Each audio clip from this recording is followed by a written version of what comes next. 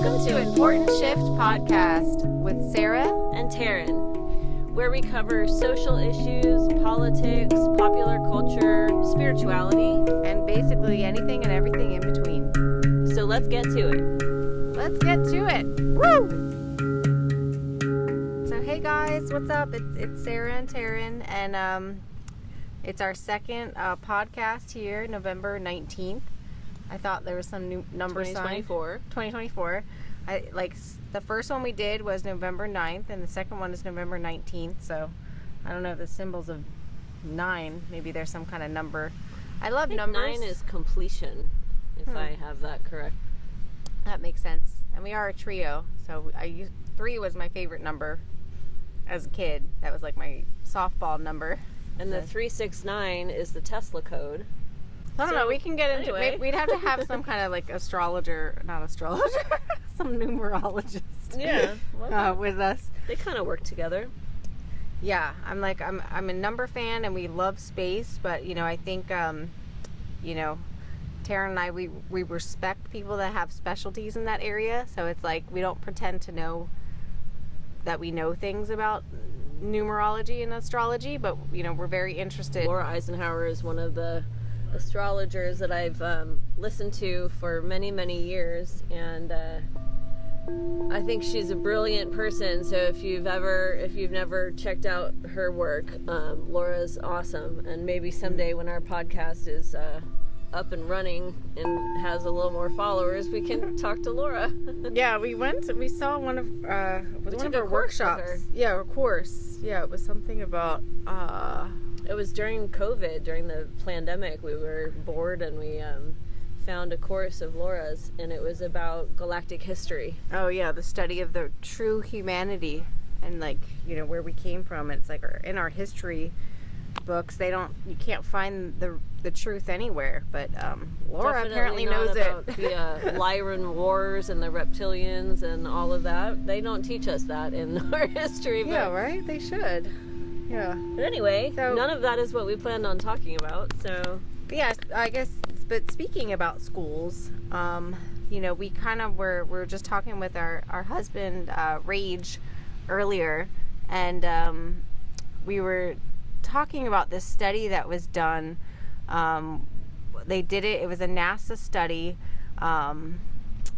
conducted with children, and basically it was a 3,000-day study where 98% of children tested scored at genius levels on creativity tests due to their active theta brain waves. And then they did follow-up tests conducted on the same children 5 and 10 years later, and showed 30% and then 12% scored at the genius levels, and their theta waves decreased with age. So, we were talking about this and blended in kind of with, the law of attraction, and, belief on how to become wealthy and abundant. And it was talking about people who are poor have a shrunken hippocampus. So anyway, there was this study done and that I found, and this guy was selling something called the genius wave. And anyway, yeah, the study was done by Dr. James Rivers. So you could look it up and check it out. Apparently I looked it up and there was a shit ton of studies on this. Taryn's like, what's this? I was like, there's a lot of studies on this. I'm like, holy crap. But yeah, if you listen to the theta wave for 7 seconds a day, it starts to enlarge your hippocampus, which, is a part of the brain, and then it helps to manifest and attract abundance. And people who have shrunken hippocampuses apparently their parents have shrunken hippocampuses and their parents, so it's a genetic kind of passing to where you literally, it like runs in your family if you're wealthy or you're poor. So keeping it in the family is more than just a tagline. It's actually something that potentially some of these elite families know about this kind of stuff, these studies, and they understand that if you keep certain aspects of your brain unaffected, that you have more chance of continuing abundance and things like this. And, even like the pineal gland gets shrunken and calcified when and a lot of people know this now that are in the ascension stuff. Fluoride, right? From fluoride. And so, yeah, they're throwing fluoride in the water, or they were. Actually, we think that RFK is going to start helping to reverse that. Callie's going to have clean and abundant amount of water. Maybe that'll help bring abundance. If we have abundant amount of water, we'll have... Well, in the law of attraction, abundance creates abundance, right? So we were planning on talking about basically, the financial aspects of abundance and of the law of attraction. And we started kind of down our journey a long time ago listening to Abraham-Hicks. And Abraham-Hicks, channeling Abraham, I'm blanking on her name right now. Esther Hicks, and her husband Jerry. And if you haven't listened to any of the Abraham-Hicks material, I'll just explain it really quick, where Esther started channeling, and this collective of beings or consciousness came through called Abraham. And her husband Jerry was this very inquisitive mind, and he would ask her questions, and she was very just open and allowed this channeling to come through, and Abraham began to answer the questions that Jerry was asking. And Esther, she would talk in like a different voice. Her body would, like, I think one of her shoulders would go up, and she, like, so her body mannerisms would change. And it was really, and I guess a couple decades ago, we did go to someone's house and they had a channeler there, it was Dr. Peebles, but, so we kind of, and at that point, I think it was still strange, but I feel like Abraham... Well, it is still strange for a lot of people. Yeah, but, like, Abraham kind of brought it to more of the mainstream, where people who you might think it's strange, but you'd still look at it or listen to it, and and I think it's mainstream alternative. So there's mainstream yeah. And then there's alternative. This was kind of like, she was sort of a mainstream alternative person, where if you looked on any alternative material or channels, they would, a lot of people were starting to understand this, Abraham-Hicks channeler was out there and bringing in this information. And Abraham focused a lot on the law of attraction and how to start utilizing the law of attraction in our lives. But to help humans from getting out of this poor poverty mindset.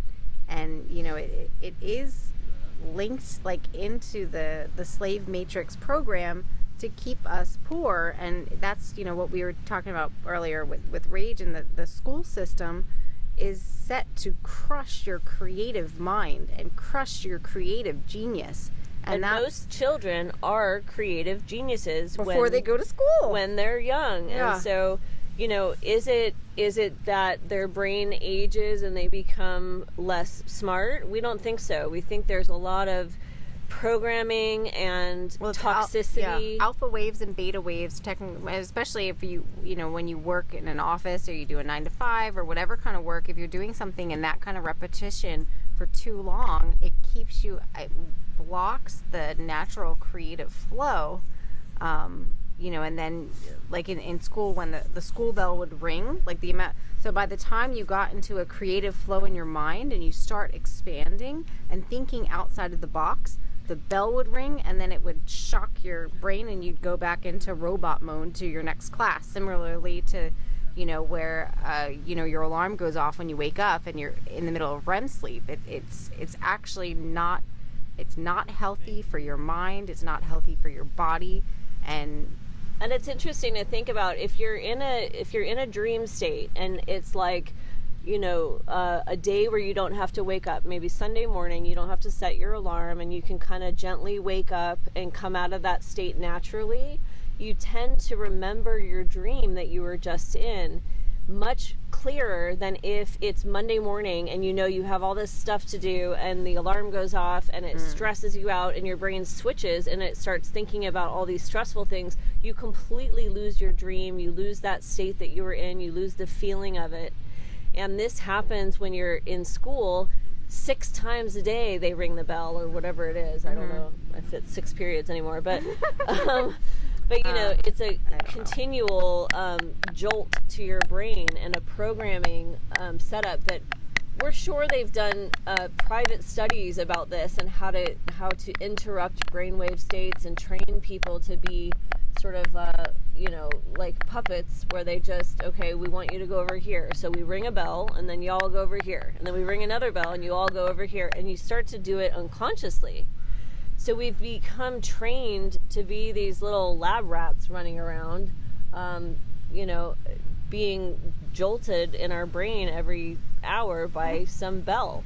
It's kind of like prison for your mind. We're in a mental prison and a physical prison, and then there's just so much entrapment about like the world. You need money in order to be happy, and that's what they've taught us. And then the thing is, if you look at the world, like let's say if you want to be a writer, let's say an author, it's been your dream, you have this book idea, you want to start writing a book, you quit your job to start trying to write a book. You need money to start.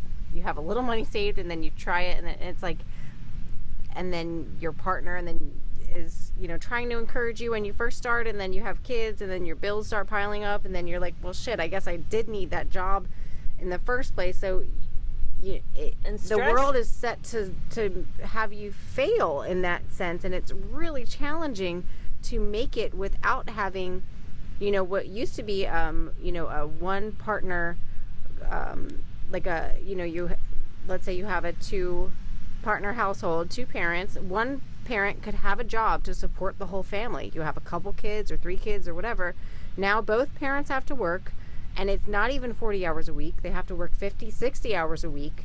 You're expected to work over weekends, and it's madness. And stress is the death of creativity. As a choreographer, and Sarah as a songwriter and a musician, we know the difference between doing our art when you're inspired. If I hear a song and, you know, or some piece of music, and it just moves me, and I want to create a dance to it, or I want to hula hoop to it or something, and I feel that inspiration, that is a very different feeling than if I am contracted to do a piece of choreography for this show for this date, and I have to get it done by then.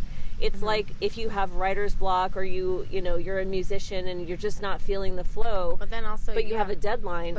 Yeah, and it doesn't work. So if you had, like, let's say if art was your job, and then you are doing those 40, 50-hour weeks as art, that's what Taryn's talking about, and then you're pressured to put this out. But then also, let's say you have another job, like a 9-to-5, to support your art. Then you finish your workday, you come home, you try to pick up, you know, your guitar or your instrument, or you try to practice a song, or you try to sit down and write, and you're just blocked, and you're like, you're tired, and and your energy's just drained, and you can't find your creative mind anymore. And that's, I think, what Abraham and what some of these studies are trying to show. It's like, so anyway, I think we can leave the link in the description about this study, or maybe, you know, if you guys haven't heard of Abraham, I suggest checking it out. I think it was starting of the awakening. But just on the theta waves, so Sarah started playing some theta waves after she read the study. She started playing theta waves in the background for us, and we have had an experience recently of more abundance. Now, it's kind of funny because, you know, did the abundance happen and then we linked it to these certain things that we were doing, to kind of, what is it called? Confirmation bias, where you think it's going to work, and so you credit that thing for the thing, you know, for the abundance coming. Maybe it was from that, maybe it wasn't from that. But what's interesting about it is when you look at the Abraham-Hicks way of being, of creating positive vibrations and expecting abundance, it doesn't really matter what created the abundance. If you believe that it was the theta waves and you link the abundance to the theta waves, then you are creating a link between the theta waves and abundance. Well, so you can actually, it's like you can make it real. And yeah, and ride that excitement. I think when I found it, it was just like this feeling. It's of it, like a kind of a like innocence, like a childlike feeling. Like, you know, Taryn and Rach don't feel this, but you know, like you're a kid on Christmas, and you're just like, this is so fun and exciting. Well, we feel it, just not about Christmas. Not for Christmas, but you know, but like, you know, whatever that is for you. If it was like, you know, time spent with your mom when you would go to the park, or what, like this kind of excitement where you feel like this magic. And it was something when I found it, and you know, I believe, you know, that we have guides and angels that help guide us and give us little messages along the way. Like we drink tea and I read my tea messages, and I think they have meaning. So, you know, whatever works for you. But the point is when I found this, I came across it somehow, I think on YouTube or something, and I was watching this ad for it, and then it was really, I just believed it, and it had this science backing behind it, you know. And then he was trying to like, you know, I believe the guy's story. It was a legit story. He gambled away his money. We think it was. We don't know. It sounds like it, but you know, he maybe not. But you know, but he gambled away his money. He went to this guy, and this guy told him about this theta wave thing. So he created this thing called the genius wave, which you can look it up. You know, I haven't tried that. I just tried listening to theta waves because I'm familiar with binaural beats and, you know, hertz and theta waves. So I looked up the best deep theta waves to listen to that help alter your state, and then I just found them on YouTube. But anyway, I think I believed that this was sent to me from either my higher self or my guides or angels, and I think I felt like it was, you know, an answer, because I do ask for help, and this appeared, and you just get that feeling. So, but if I believe that it's going to work, and then it works, then you believe it more, and then it works more. And so a lot of it is excitement, and this is what Abraham talks about too, is the high vibration and the excitement about it, and the belief in it brings it towards you. So Sarah is, because she's a musician, she's attracted to the sound therapies and the vibration, and so this really resonated with her. And because we trust her research and her intuition about the you know, these different vibrations and things, when she plays it, we trust that what she thinks is happening is happening. What's interesting is I was also doing work, my channeling sessions with Sarah and Rage and myself, and a lot of the work that we were doing was about clearing old programs and old energies. I feel like it was at the same time too. Yeah, and one of the things that we were working on was this abundance, financial abundance energy. And so when we started having more abundance after doing these sessions, I was crediting some of it to the work that we had done in the channeling sessions. And so it's interesting because Sarah feels the theta waves and I feel the channeling sessions, and it's not one or the other, it's both. Right? It can be all of these at the same time. It's like we decided to do this work on this topic together. And because we were working on this topic in all of these different areas, and it starts to manifest. Yeah, and just be open. And I think, you know, I was really excited when Taryn started channeling, and you know, she asked me if I wanted to try it with her. You know, she put me on the massage table, and she does you know, we both do Reiki, but Taryn's been doing Reiki since 2004. So she used to do this Reiki massage thing, so it kind of does that. But then we go into talking to whatever guides or angels or, you know, beings, higher self, right, that comes in. So I was having conversations with them, and then I could ask them, and I think because Taryn and I have been together so long, it was really easy. Where, you know, I think some people have a little bit more resistance to it, you know, and you're skeptic. I think, you know, like Rage, he's, you know, obviously open to the spiritual stuff, but I think was maybe just resistant in the frustration, is like a fear of like it's not going to work. And I think because we've been so, it's like the longer you try something for so long, and then you feel like you try something and you fail, and you try and you fail, and it's like you know, that's what this world has been kind of putting at us, you know. But it's like if you don't fail at something,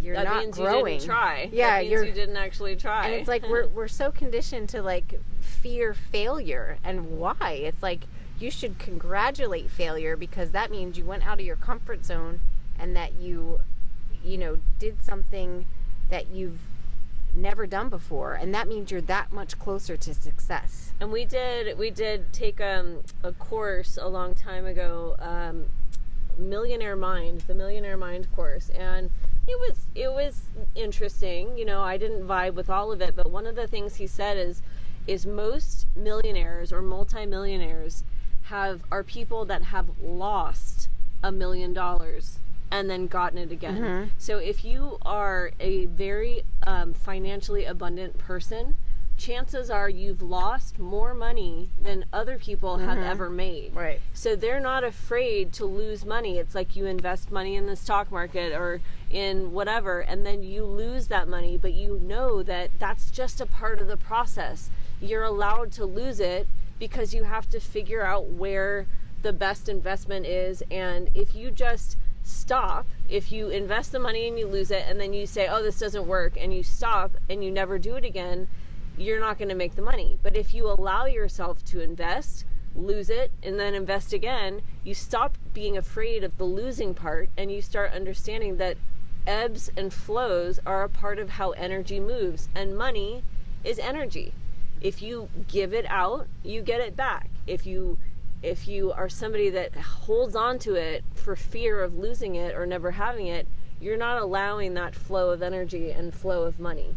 And you have to link these things in an energetic way as well as a third dimensional way. But also it's a spiritual journey too. And I think there's a lot of skepticism about, and I don't mean to say like Rage was skeptic about it. I think the three of us have tried so many things, including Abraham, including Millionaire Mind, including all kinds of meditations and this, and mantras and guided meditations, and it's just been constant. And I think, you know, sometimes when you get to a point, and I think also just to clarify, he was not skeptical that the channeling was real or anything. He fully believed in the channeling and in what was coming to him. He just was wondering if it would actually work in his life.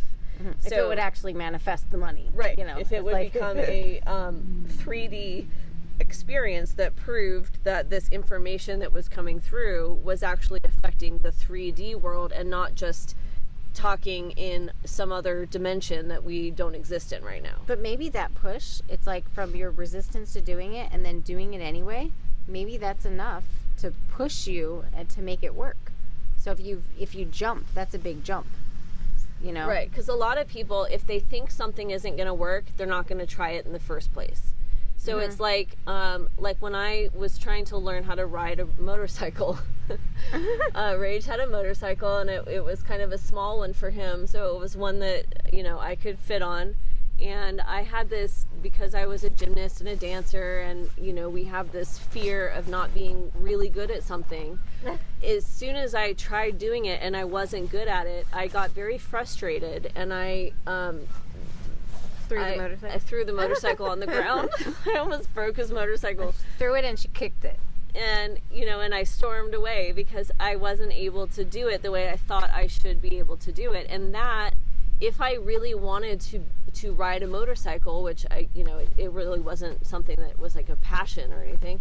If I really wanted to, that would have been something that blocked me from moving ahead with it. And so it's like we have to take all of these things, these perfectionist issues, and we have to really investigate them. Don't wallow in our failures, Right. because then you're going to be stuck, and that's what the poor matrix is set up to do. And even to look at it as a failure, you know, Right. it's like, it's not, okay, so you go to ride a snowboard and it's the first time you're doing it and you fall all the time. You Right. fall over and over and When over you're again. learning how to ride a bike, how many times do you fall? Do you Right. get up and you're you a skin kid? your knees and you bang your head. And Find that energy as a kid, like that theta creativity. Like you fall, you get up. You fall, you get up. The kid isn't thinking, oh man, I fell, I suck, I can't do this. Right, and if the parent is so protective, now we're not parents, and so we're talking about this from a, you know, non-experienced point of view as parents, but you know, if you overprotect, and most people understand this, if you overprotect your kid and you don't let them, you know, fall and get beat up a little bit because you're scared of them getting hurt, then they don't really learn how to step out of their comfort zone, and you might end up making them more fearful in the long run of trying new things. And, you know, we're human beings on this third dimensional planet, and things do, you know, we do fall, we do get paper cuts or burn your hand or something, but these are things that you learn, and you also learn that our bodies do recover. You know, we do bounce back from traumas as long as we you know, have a positive outlook on healing and on allowing this flow of energy. So we have to find that trust, that love, and that trust within our hearts. And I think also because, you know, we love each other and trust each other so much that, you know, it's like whenever your partner or spouse or your friend, you know, if they genuinely bring you something that from their heart is going to help you, I think accepting the help is a big step, and it's releasing all your ego and all your blockage. And I think, you know, it's, you know, when Abraham-Hicks, when Taryn and Rach first introduced me to Abraham-Hicks, I was very hesitant and angry, actually. Very resistant. Yeah, and I was just like so annoyed that they were making me listen to it. You know, I was going through a tough time in my life. I was in therapy, you know, for the sexual trauma I was trying to process from my childhood. So I was just in a very mentally unstable and emotionally unstable place. And it just, you know, it sucks when, you know, your spouse or, you know, partner is trying to share something with you and the other person just isn't receptive to it. So, you know, it took time, and eventually I came back around to accepting it. But, you know, but just know that I think once it's really important for yourself and also for whoever you're around to come into that acceptance space, and that's, I think, where the magic can happen. So even if, let's say, you don't really fully believe it, but your partner does, I feel like it will still work. And allowing from you know, the perspective in this scenario of Rage and I, allowing Sarah to not be interested in it just because we are, right? We were interested in it. It was working for us. We were in a vibrational place where we could hear it, and she couldn't. But in the background, she was hearing it. In her subconscious, it was doing something, and then she was able to come back to it when she was ready for it. But also not pushing someone into some kind of healing that they're not ready for. Like we were talking about last time, if somebody doesn't believe in Reiki, I'm not going to suggest they go get a Reiki session because, oh, it really works for me and it really works for other people, so it's going to work for you. You're like, not necessarily. It's not going to work. Yeah. Yeah. And maybe someday they'll have enough evidence of people saying it works that they make the decision to go try a session, and then maybe it will work. But, you know, a lot of it is that belief. And it's all about whatever works for you. And I think there's so many, we're in a time where there's so many, you're connecting abundance. And I feel like greed is going to die down, and then spirituality is going to lift up. And that's what's going to lift us up in this ascension process. And it's like, there's so many spiritual techniques and activities that you can study that or you can get into, or take a course, or take a class, or take a session with. It's like our friend does cuddle sessions, and that really works for some people. And it's like, I think before there was therapy, there was talk therapy, and that didn't work for everybody. And not everybody can be one-on-one, or you'd have to journal and write. Some people are not good at writing. That like kind Sarah of healing really likes journaling, and that doesn't work for me. I did it for a little bit, but it never really felt like, oh, this is something that I really want to journal about, so if it's not exciting to me, I don't have to do that. Yeah, you don't get that epiphany moment where that's the real jumps are, where the real expansion and the real growth, and that's where you get your spiritual freedom. And it's like, that's where we need to feel. Our souls need to feel free, and that's when we'll all have this abundance feeling. And I do truly believe that there is going to be a world in the near future where we won't be so obsessed with money, and it's an obsession. It's like and it's like the media feels like, or somebody's like blaming people, like we are consumerism, or there's addictions to all these things. It's like, that's what they're trying to do. They want us addicted to buying all this stuff and buying things on, like, we're guilty as it too. We're buying stuff on Amazon, or buying things from here, or buying things. We need this to live. And it's interesting. I took a course, and I was an anthropology major, and I took a course about consumerism and capitalism in culture. And one of the things that really stuck with me was that in a capitalist culture, you have to have a perceived lack.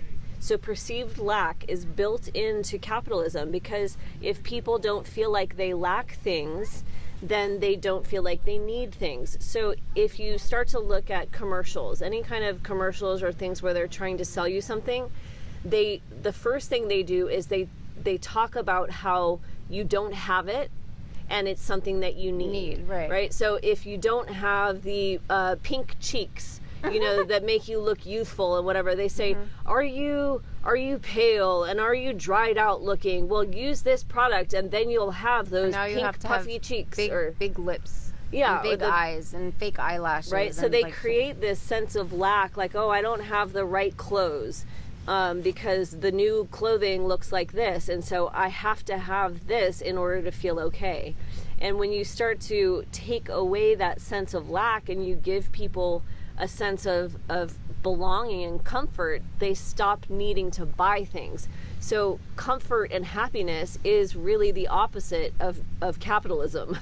So they've been trying really hard, they being the capitalists, but it's sad, though, to keep us in that state of lack. Yeah, the thing is, with a lot of these systems, like the Theta wave program that this guy, you watch it, and his puppy. Oh, there's a little French bulldog. These French bulldogs are playing with the ball. He's a little soccer player. It's so cute. Oh yeah, we're at Hermosa Beach, by the way, again. It's a beautiful day. I think it's lovely that we're kind of all bundled up, because I guess, we don't like being cold, but it's 63 degrees in Hermosa, which it's kind of wonderful that we can go outside and do this outside all year round. So yeah. But yeah, so this guy, I was watching it, and by the end, he was trying to sell something, and it didn't cost a lot. I forget how much it was, but it was this audio version of this Theta wave that he made. So it was like, he put work into it. He made this beautiful audio CD, I don't know, I guess there's no CDs anymore, but audio track that you can listen to, and that, whatever, that you do it this way, and for 7 minutes a day. And so most people at this point, because we've been so bombarded with ads and with this capitalistic consumer mindset, that you think it's a scam. And you're like, oh shit, I thought this was something. He's just trying to sell something. And for a split second, I almost was like, fuck, this is not. And I almost turned it. And then I was like, you know what? No, I'm going to follow what I felt in my heart and in my gut, and that this was something magical that I found. And at the time, we were we were in a terrible financial state, so I was like, I can't buy this, but I do know stuff about Hertz, so let me just look at and I'll find this Theta, which I wouldn't recommend, but if you are familiar with Theta waves and binaural beats, and you find something that works for you or whatever that works for you. You wouldn't recommend what? What do you mean? Like looking up Theta waves and trying to find something on your own. I mean, I don't know. I mean, I don't know if you mean you wouldn't recommend it, but you do have to have some kind of discernment. Like, you've done a lot of research on this. That's what I mean. For someone, if you just search Theta waves and you don't know what you're searching and you don't know what YouTube, like I've listened to enough YouTube pages to know which are positive spiritual channels and which are ones that maybe aren't as good, like they're still pure sounds, but I have enough channels that I know which Theta waves that I trust to get to. Right, and so I think. But I'm just saying, what you're trying to say is you have to have done a little research to be able to do what you do. If we had enough, if we weren't in a financial struggle, I probably would have just bought the freaking audio thing, however much it was. But But I think it's a good point and a good conversation. But you can do, if you want to do enough, if you want to just spend the day just kind of researching the best Theta wave things to do, then do it. But obviously this guy, he studied it, put enough time and energy into it. So the point is and it's like, should he sell it or should he give it out for free? And that's something that Tara and I always discuss. It's like, we put a lot of work into our art. And it's like, I put a lot of work and I invest a lot of money into my music. Like the equipment that we have this microphone. I have our crystal bowls. Taryn's hand pan is $2,000, So when I make a song, it you can stream it on Spotify, but if you want to buy it on Apple Music, but I guess I put it out for free, but it's like, and that's a big conversation in the spiritual and alternative communities, is a lot of people have like information, let's say, about political stuff, like people that analyze the Q drops, and they're if you don't know what Q is, that's a whole rabbit hole, but I'll put it for another episode. We can talk about that in another episode. But people that do a lot of research and stuff, and they have information that they've gotten through research or through interviews or things like this that they want to put out. Well, some people put it out for free, and then some people charge, whether they charge you to download the podcast or they charge you, a monthly subscription fee or something like that. And a lot of people get very... not Patriot. Is it Patriot? There's some kind of web page. I don't think so. I was thinking of something else. But yeah, they have web pages where you subscribe to their right. Pay monthly, and so like a lot of the people in the alternative communities will get very annoyed at somebody who's charging a subscription for information. But the thing is, in the world that we live in right now, you need money to survive. So if this person is putting in tens of hours every week into research and making videos, and just to make a video, it takes the time to record the video, the time to edit it, the time to upload it, to put all the descriptions, to put all the tags. It's a lot of work. And if somebody is saying you shouldn't charge for that time, it's like, well, why? I mean, I understand wanting to put out information for free, and that's usually what we do, but I also understand needing money and needing to charge people for the time and energy that you spend doing something. And for people to get all kerfluffled about someone charging for their time and effort is just, to me, that's a little bit rude. We did a session with Steve Noble, and it was fantastic. And it's like, he's a meditation teacher and coach, and if you've never heard of Steve Noble, his meditations are unbelievable. You can find him on YouTube, and he does meditations that he puts out for free, and then he also does like private sessions and things like that. And you want to be on the show? we want your dogs on the show, though. Oh, they're so cute. But like Steve will put out meditations. He puts free meditations on YouTube. Free. But he starts with the angels. So Archangel, Raphael, Michael, who are our Gabriel, contacts Uriel. now.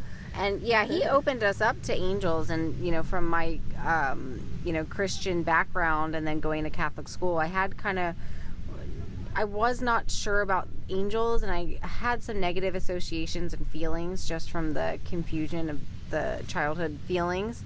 But it was the first time I heard someone speak about angels, and I didn't feel these kind of discomforted, like disgusted or uncertain feelings. And I was like, religious aspect of it. Yeah. He was just talking about them as guides and you know, spiritual energies and archetypes, and nothing to do with religion. But just to finish what I was saying about his, you know, the way he does it, I really like, where he puts out these free meditations, and then he charges for private sessions, which is kind of how we model what we do. Is we do a lot of stuff that we put out for free, like our channeling videos and the guided meditations and the music and stuff. And then if you want a private session or a group session, we can do that, and we charge for that. But the thing is, however somebody structures how they want to make money is up to them. And for people to get annoyed about how somebody is structuring their monetary situation, it's a little bit like, well, you know, look, this person has to eat, they have to live, and if that's how they want to do it, leave it up to them. We're all sovereign beings, and we should be able to decide how we make money. Until we don't need money. Yeah, until we live in a free world where it's different. But right now, it's almost impossible to go throughout your day without spending any money. Right. Like, you know, and it's impossible to be an artist who doesn't charge anything for your art. Because how are you going to live? And then, but it's also, there's a fear-based way of thinking where it's like, where some of these spiritual people, and you know, I get it, if you're in a place where you don't need to charge for your service, that's wonderful, and I think that's beautiful. But like Taryn's saying, to judge other people that are charging, it's like, don't put this weird tainted energy on money where you think all money is bad and tainted and evil, and it has this draconian energy to it. It's like, okay, there is truth to that, in that there are energies tied into money and greed, and you know, but I do feel just recently that like the greed on the earth is dissolving, and more people are moving into you know, maybe a more trade aspect. It's like, you can't just give everything away. That, you know what I mean? Then you're just kind of, that's also messing with your ego too. It's like, but if you have some kind of trade, I think that would be a beautiful thing to get back into. Like a barter system, you mean? Yeah, like let's say if you wanted to do, you know, if we set up a thing here, and then you're just, you know, doing Reiki on people, and then they, I don't know, bring you lunch or right? something. You know, they bring the food, and you know, you provide the service. Or barter. I think barter's system is it's closer to the natural way that humans really were meant to interact. Is like, I have a talent. I don't like growing food. That's not something that I'm good at or that I've ever invested any time in. But if I have a neighbor that's really good at growing vegetables, and they want to trade their vegetables for something that I do, I think that's kind of the system that we are moving towards, or that we at least believe that we're moving towards.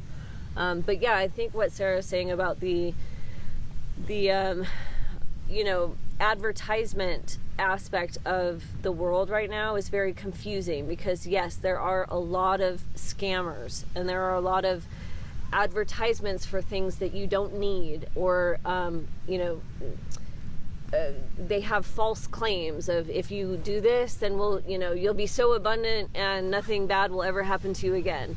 So we, just as we have to do in the spiritual realms, we have to learn discernment in terms of, okay, you know, if you have a feeling that this theta wave guy is authentic, then don't get mad at him for advertising his product. But you know, this is one area where you can really use your gut instincts and your discernment, is check in with yourself, take a breath and see, does this feel like an authentic product, or does this seem like a scam? But don't throw everything. Don't throw out the baby with the bathwater, or whatever that saying is. Don't just because somebody is advertising something doesn't mean that they're a scammer or they're evil. And just because they're saying something spiritual doesn't mean they're a good person. So it's really about feeling your discernment. Learning how to trust yourself. And that, but also when we get into that fear place, that's what's also holding us in the slave matrix thing, and that we need somebody else to tell us what we can buy and what's good. And it's like, so you're okay with an ad about Jiffy peanut butter, but you're not okay with an ad about some new technology with theta waves. And it's like, and we're moving into a place very soon with SpaceX and new studies. I forget what it was, Taryn, where Elon Musk, he was saying they're going to open up a new program that is set to impede or fall in on itself. That they're going to... Doge? Yeah. Department of Government Efficiency. Yeah. And to where the government's been actually taking your money. And so all the money that we're spending on taxes and what they're actually literally just throwing all of our money out. So I think there is going to be a strange kind of twist and turn about information that's coming out that we just need to be open to and be trustworthy with. And I think there is going to be a huge wave of abundance where we as humans the struggle will be getting out of those behavioral and mental and emotional patterns that we've been in for a long time. And even like I've always had jobs since I was like 16, or probably before that. My first job I was like 7, but but where it's like you don't have to work so hard in order to make it. And a lot of people have been programmed to feel that if they aren't working, then they are not worth anything. Mm-hmm. And, it is going to be a shift when you don't have to work. Who are you?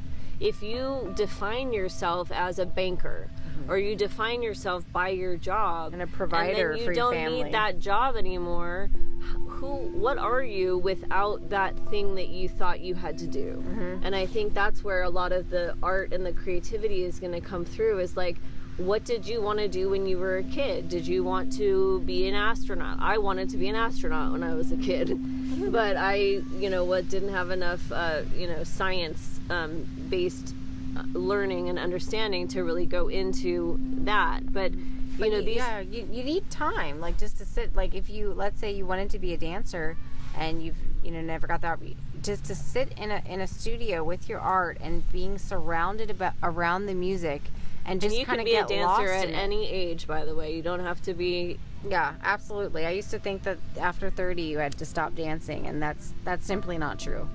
And but I did want to say one thing when Sarah was talking about the Jiffy peanut butter. I wanted to mention that is a Mandela effect, because a lot of us remember Jiffy peanut butter. Well, it's Skippy peanut butter or Jif peanut butter, and to a lot of us, I didn't know that was a Mandela effect. Yeah, a lot of us remember when it was Jiffy and now it's Jif. So it just reminded me. I want to make a note. Did I say Jiffy? You said Jiffy.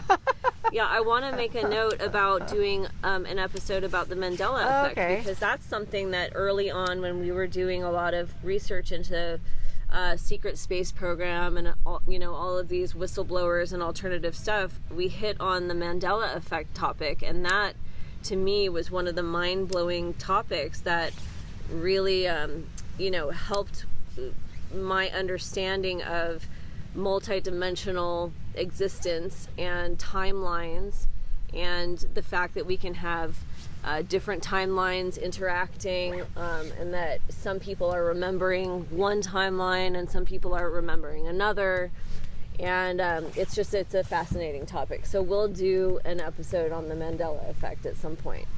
But I just that's so thought that crazy. was funny. I didn't even, because we never had Jiffy. We had Peter Pan, and Jiffy was like the dumb one. Well, you didn't have Jiffy because it wasn't Jiffy. It was actually Jif. Well, I guess we'll find. We would need a time machine. Or was it?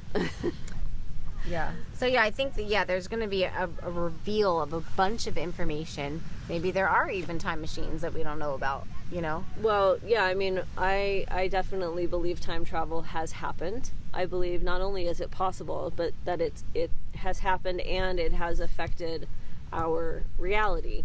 And you know, they in the secret space program information, there's a lot of talk about the looking glass. Looking glass technology has been utilized to view the future, and this technology has been in the hand, according to this, you know, these whistleblowers and stuff. Let's get some of that looking glass.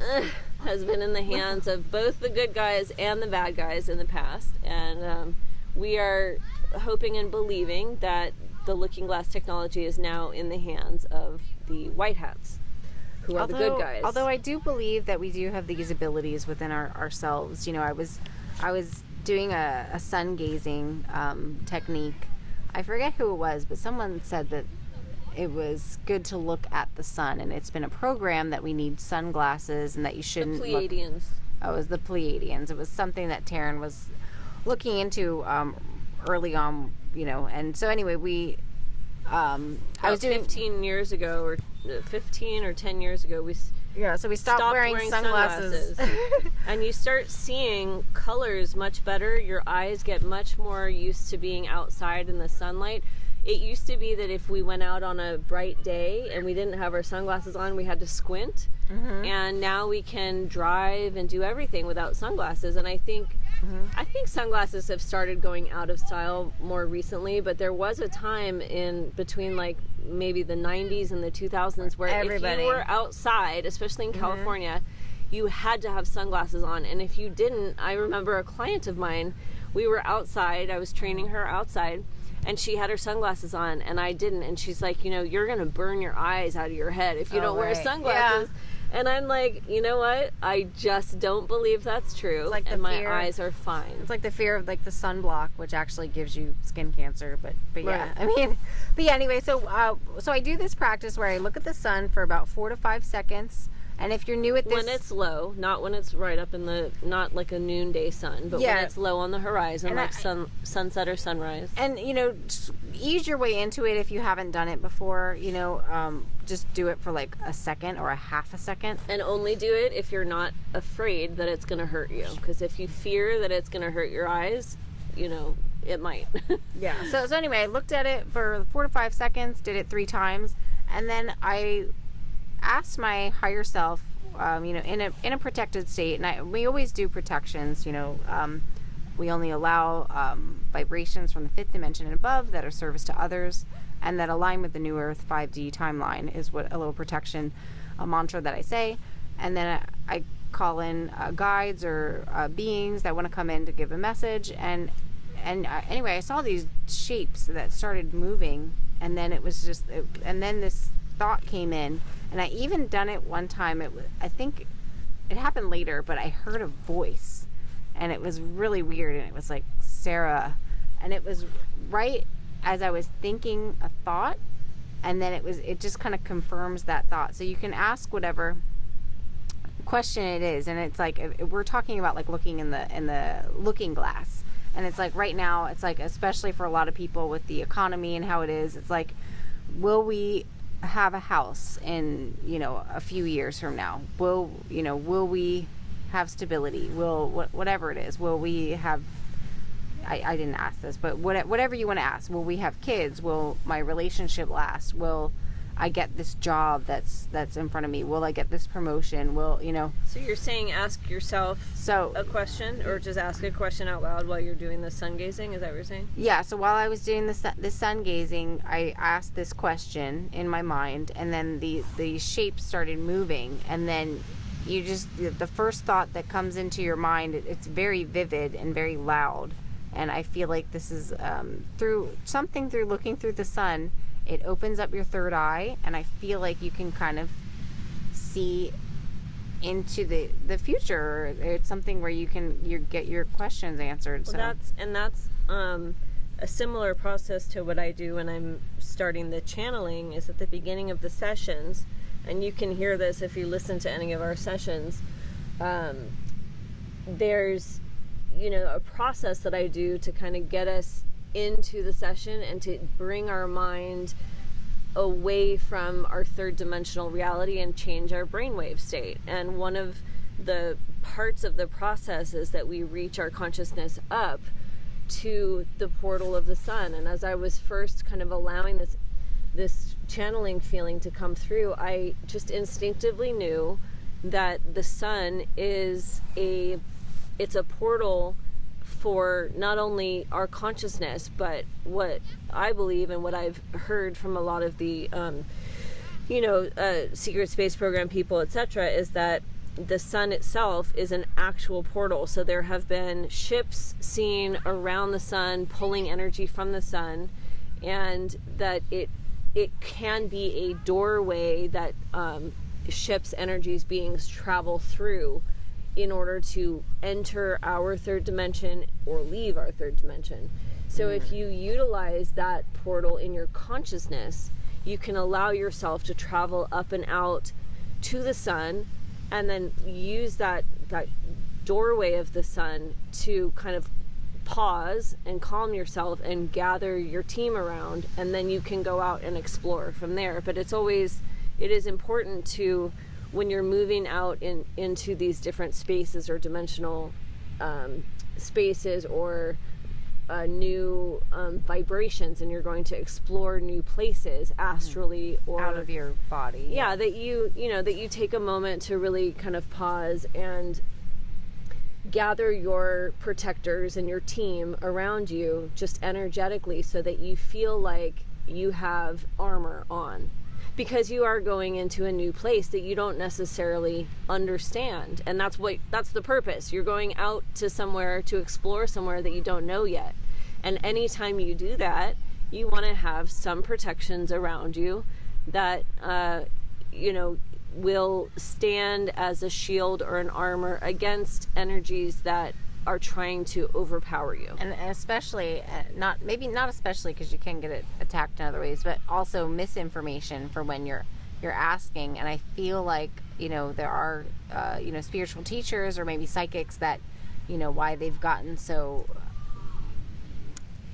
taboo, or, because you'd ask them a question and then they would give you an answer maybe that you wanted to hear, instead of the, and the truth is, when I start to kind of see these things through my third eye, it's interesting to put it into words, but basically you see these shapes and then it kind of happens like a flash. I'll see a flash of different timelines, and we're in a multi-universe, with infinite layers, M theory, strands, like multiple strands, multiple dimensions. So it's like you'll see different kind of timelines, and with different choices that I would make would go onto those timelines. So it's basically, it was like a confirmation of like, you're still obviously there's will, what, self control, what am I thinking of? Self will. You're cut this part out, but yeah. I mean, it's your control, your free will. Free will. Thank you. I'm like, what's your? So we have free will, and even though other entities and powers try to take it away, we do have that free will. And it's like, as long as you're, for us to shift into the best version of ourselves, it's a bunch of small choices in a row, leading to become, as long as you're making the best choices for others and for yourself, you're going to be on your highest vibrational timeline. But basically, for my career, I'm in a career shift right now. So if there's multiple choices that I make, and each choice that I make with intention will align me onto that timeline and that path. So it's really kind of magnificent, and it happens in flashes. So I think that's an interesting thing to talk about too, as another topic, is is timelines and multidimensionality, because the guides talk a lot about different timelines, but they also talk about like if you've ever seen the show Loki. Is it called Loki? Yeah. I think so. Yeah, Loki. They talk a lot about the sacred timeline, and it's very interesting because I see that show as a little bit of disclosure, where they're trying to educate people about these different timeline concepts, because these are concepts that we've never been taught in school or anything like that, where science has now basically realized that there are multi-dimensions, and this is quantum mechanics. Quantum theory is talking about multi-dimensions and multiple timelines. And I just got this email. Sorry to interrupt. It's just another confirmation that I got accepted into this job fair of something that I wanted in my new shift. So as we're sitting here talking about abundance, you got an email that is about abundance. Yep. But yeah, so the concept of different timelines versus the concept of being on a general one timeline. So what I have gathered from the guides explaining where we are is that we were on this trajectory where we were on multiple timelines, and the timelines were split, and that's what the Mandela effect is also alluding to, is these different timelines. But that these timelines were all converging in this time of ascension that we're going through right now into one timeline. So it's interesting what Sarah was talking about, these different points where you can make different decisions. But what if you're standing at that one point and you have these 5 different paths that you could go on, these different decisions? What if all of those paths eventually come back together to the one timeline? So you can make different choices and have a slightly different journey for a period of time, but then you can come back to the general timeline. So this is the concept of like fate versus free will. Do I have free will, or is everything fated already to be, Your to destiny. lead to your destiny or this one place? Well, guess what? Maybe you can have both. Maybe you can have free will in the moment to choose your path to get to your destiny, right? Your destination. Well, and really what a human feels like, we all have this innate feeling. Once we reach our destiny, there's a fulfillment there. And I think we all crave that, maybe more than anything else. Definitely more than money. Maybe even more than, maybe not more than love, but like a partner. But then that maybe could be, love and is your destiny are merged. interwoven. Yeah. But whatever your career or what you are going to school for, so it's like, but when you feel like you're doing what you're meant to do and you're fulfilling your destiny and your purpose and your soul mission, that's where like you get these beautiful, blissful feeling of this heaven on earth feeling. And I think we're all heading there, and it's like and that's where I would say that you are in vibrational alignment, as Abraham would term it. You're in vibrational alignment with your purpose and with your destiny. And when you make choices that lead you into that path of your destiny and the thing that is your calling, you feel positive energy and positive vibrations in your aura, in your energy fields, in your body. When you make choices that don't align with that, you feel a little bit off, or you feel more depression, or you feel uncomfortable. So you can use your emotional guidance as a way to keep yourself on your higher path. If you make choices that don't feel good to you, they are probably not leading you towards the thing that you want. And if you make choices that support your body and your energy and your happiness, then those choices are generally leading you in the direction of your ultimate destiny. Interesting. very interesting. Yeah, it's very, very exciting things, and I think we're heading into a time right now, and I think just what we can do, to help with the collective consciousness and what Abraham is teaching, and all of these teachings, is just trust and believe that, and hold your faith into that we are really on our highest vibrational timeline, and we are heading into a time where we will experience that heaven on earth bliss feeling and abundance beyond what we can imagine right now. And we believe that the Trump win and the quantum financial system are coming, that this is a plan that has been in place for a long time to shift our third dimensional matrix from this captured environment where these evil beings were really trying to use us as food and energy sources. Sycophant. Yeah, and to change that, to take those beings and those people out of power, and to give the planet Earth, the beautiful Gaia planet that we live on, to give her back to herself and back to us, instead of having it be ruled by these dark energies. And people will just give back to the earth. Like I love just coming out and singing to the ocean, and just in there, it's not like I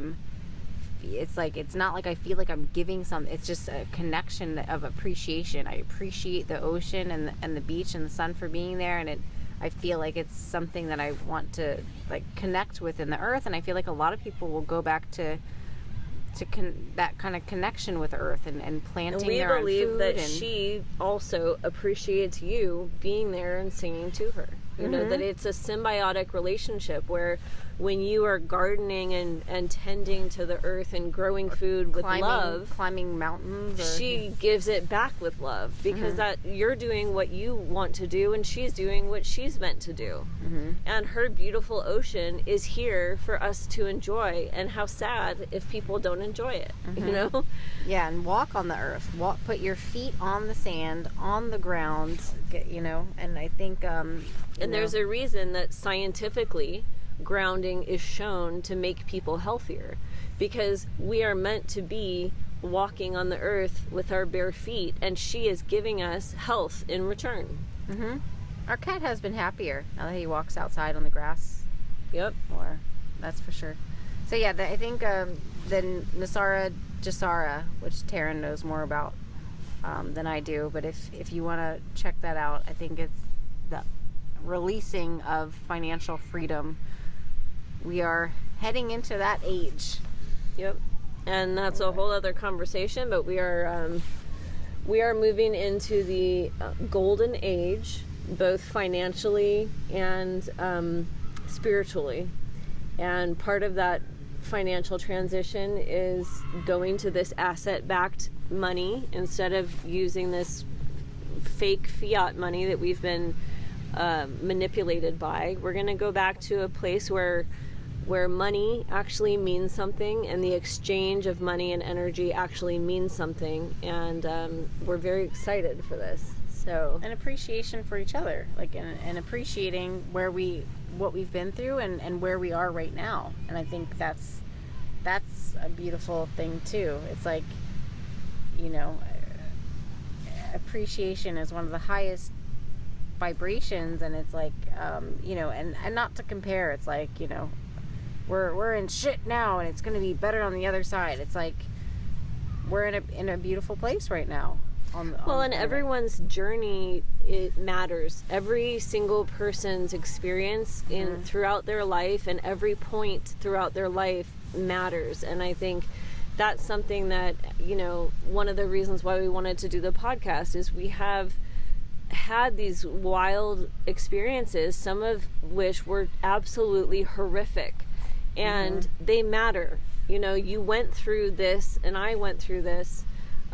You know, Sarah went through stuff when she was younger. I went through stuff more recently, and each part of our experiences, they can help shape who we are. And by sharing our experiences with each other, we learn and expand our consciousness, which expands our everything. And we are expansive beings on an expansive journey. So the more that we can appreciate where we've been and what we've gone through, and share our experiences with others, and calmly and with gratitude listen to other people's experiences, and thank them, like, thank you for going through that, for for yourself, but for others, and to show other people you can come out of this seemingly like unbearable, it's like, but you can come out of this and still shine, and that resilience is magnificence. And I feel like a lot of other beings on different planets, I think that's what they notice about humans, is that we're so resilient. Yep. And they knew that we could get through these hardships, and we knew appreciate it before we the came hardships. Here. Yeah. So yeah, well, that was fun. Yeah, I think it was an interesting conversation, and we have a lot of topics that came out of this that we will touch on in the future. I'm excited for our Mandela effect topic, and our maybe talk about timelines. I think those will probably intertwine into one episode. But yeah, please leave us any comments or questions you have, anything that we talk about doing, if like the sun gazing, always attempt with caution. And we do ask if you want to leave us a comment or share an experience with us. Yeah, please do. If you did some sun gazing and you had some kind of experience, you can throw that down in the comments. And yeah, we're just interested in having a nice little conversation with people, and always let us know if there's something you want us to talk about, or if you want to jump on with us at some point. Yep, that sounds fun. And we're at Hermosa Beach too, so anybody out in SoCal, also give us a shout out. Maybe you can come sit with us sometime. All right, guys, thanks for tuning in. We'll see you on the next one. Much love and appreciation.